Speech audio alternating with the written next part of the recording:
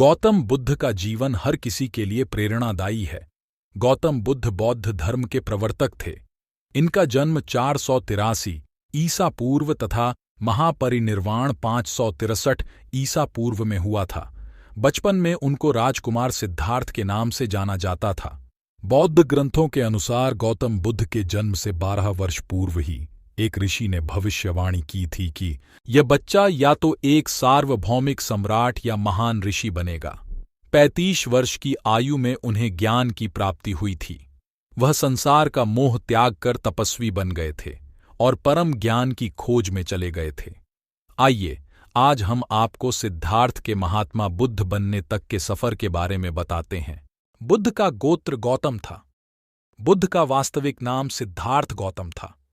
उनका जन्म शाक्य गणराज्य की राजधानी कपिलवस्तु के निकट लुम्बिनी में हुआ था।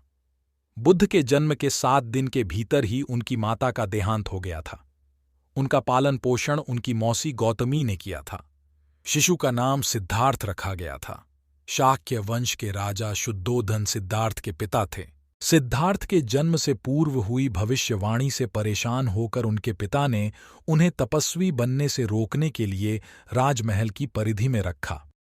गौतम राजसी विलासिता में पले बढ़े, बाहरी दुनिया से आक्रांत, नृत्य करने वाली लड़कियों द्वारा मनोरंजन, ब्राह्मणों द्वारा निर्देशन और तीरंदाजी, तलवारबाजी, कुश्ती, तैराकी और दौड़ में प्रशिक्षित किए गए थे। कम उम्र में ही उनका विवाह राजकुमारी यशोधरा से करा दिया गया। दोनों का एक पुत्र भी हुआ जिसका नाम राहुल था। सिद्धार्थ बचपन से ही अत्यंत करुण हृदय वाले थे। वह किसी का भी दुख नहीं देख सकते थे। इतने प्रयासों के बाद भी 21 वर्ष की आयु में उनकी अपने राज्य कपिलवस्तु की गलियों में उनकी दृष्टि 4 दृश्यों पर पड़ी। ये दृश्य थे: एक वृद्ध विकलांग व्यक्ति, एक रोगी, एक पार्थिव शरीर और एक साधु। इन 4 दृश्यों को देखकर सिद्धार्थ समझ गए थे कि सबका जन्म होता है, सबको बुढ़ापा आता है, सबको बीमारी होती है और एक दिन सब मृत्यु को प्राप्त होते हैं।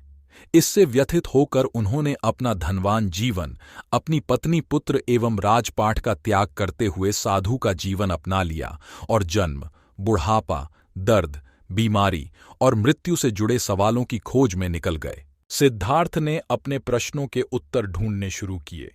समुचित ध्यान लगा पाने के बाद भी उन्हें इन प्रश्नों के उत्तर नहीं मिले। फिर उन्होंने तपस्या भी की, लेकिन अपने प्रश्नों के उत्तर नहीं मिले। इसके बाद कुछ और साथियों के साथ अधिक कठोर तपस्या प्रारंभ की। ऐसे करते हुए 6 वर्ष व्यतीत हो गए।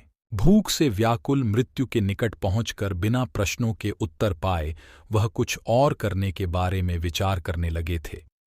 एक गांव में भोजन की तलाश में निकल गए, फिर वहां थोड़ा सा भोजन ग्रहण किया। इसके बाद वह कठोर तपस्या छोड़कर एक पीपल के पेड़, जो अब बोधि वृक्ष के नाम से जाना जाता है, के नीचे प्रतिज्ञा करके बैठ गए कि वह सत्य जाने बिना उठेंगे नहीं। वह सारी रात बैठे रहे और माना जाता है यही वह क्षण था जब सुबह के समय उन्हें पूर्ण ज्ञान की प्राप्ति हुई थी। उनकी अविजया नष्ट हो गई और उन्हें निर्वण यानी बोधि प्राप्त हुई और वे 35 वर्ष की आयु में बुद्ध बन गए। बुद्ध को शाक्य मुनि के रूप में भी जाना जाता है। 7 हफ्तों तक उन्होंने मुक्ति की स्वतंत्रता और शांति का आनंद लिया। प्रारंभ में तो वह अपने बोधि के बारे में दूसरों को ज्ञान नहीं देना चाहते थे।